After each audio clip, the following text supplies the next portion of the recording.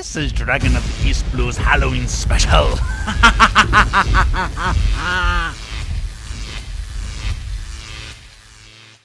Frankenstein's monster, arguably one of the most famous movie monsters of all time. Right next to the Count himself, of course. Actually, I would like to add the Mummy, the Invisible Man, and the Creature from the Black Lagoon to that list, but my generation can't connect with monsters they've never heard of. Well, maybe the Mummy, but it's not the one that started it all off, starring Boris Karloff. And it was Karloff who played Mary Shelley's Frankenstein in the Universal Motion Picture of 1931, same year as Dracula starring Bela Lugosi. Funny enough, Lugosi turned down the role when Dracula became a hit, but played the monster in Frankenstein Meets the Wolfman. Even more interesting is that the iconic way the monster walked with his arms outstretched was made famous by Lugosi, not Karloff. Nuts. Now I'm starting to ramble. I don't plan on doing a review for the entire series or the book. Once again, James Rolfe has done that several times over. All I'm going to do is talk about something that has bugged me in regards to the Frankenstein's monster ever since I became a fan when I was a kid.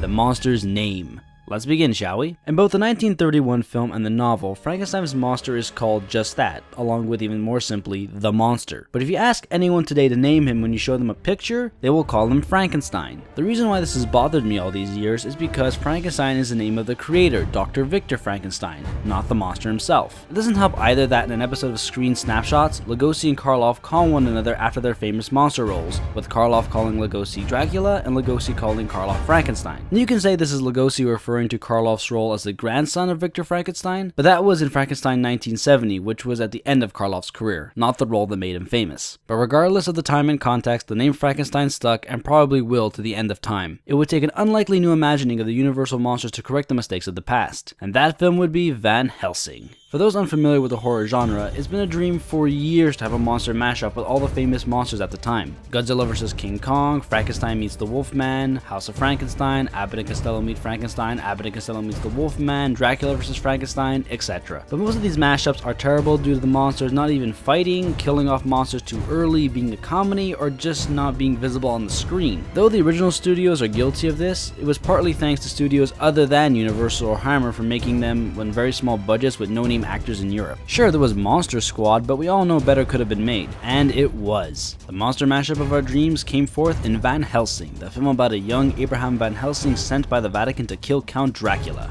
And for a monster mashup, it does not disappoint with the three legendary Universal monsters: Dracula, Frankenstein's monster, and the Wolfman. Or the werewolf in this case. It even has Dr. Jekyll and Mr. Hyde as a cameo. Now that's awesome. And yes, I did call him Jekyll. That's how you're supposed to pronounce it, not Jekyll. But what makes this mashup the greatest ever made is because there's an actual believable reason to why all the monsters are together. Dracula wants to bring his children to life, so he funds Victor Frankenstein's research to give him the key to life, which is the monster. At the same time, Dracula can't leave his castle, so he sends out his vampire brides along with a werewolf that he controls to do his bidding, which is clearly a reference to Lugosi calling wolves the children of the night, and a previous Universal film. But this is a double-edged sword, as a werewolf bite can kill Dracula, who is actually immune in this film to all other traditional methods. It's familiar, it's believable, it looks amazing, and the actors all play their roles to perfection. But what takes this film to even greater heights is that it respects the source material the best way I've ever seen since Lord of the Rings. The abridged reenactment of Karloff's Frankenstein is done to perfection, with even the burning windmill scene, along with Van Helsing and Princess Anna discovering the monster alive in the water cave under the windmill. This is clearly taken from Bride of Frankenstein and definitely keeps the shock value. Why is this all important? I'll tell you right now. Throughout the whole film, the monster is called either the monster or Frankenstein's monster, following the original film and novel. But it's at the key scene on top of the windmill that changes my attitude towards the incorrect name. In both the book and the original films, it takes a while for the monster to learn human speech. But in this film, he can speak perfectly with an English accent from the start. And it's because of this he utters two words. Two powerful words.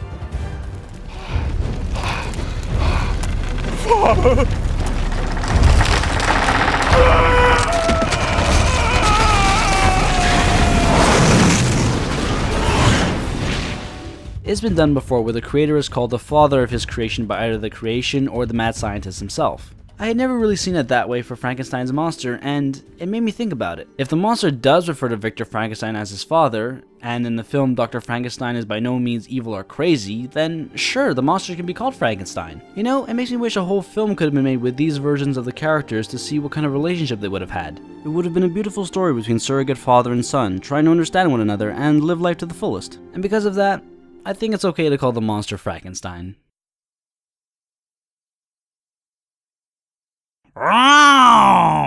Fuck no. Fuck no. Well, you know what? Too fucking bad. His creator is Dr. Victor Frankenstein, and he is his monster. Frankenstein's monster. This is the Dragon of the East Blue saying sail on, and it's alive.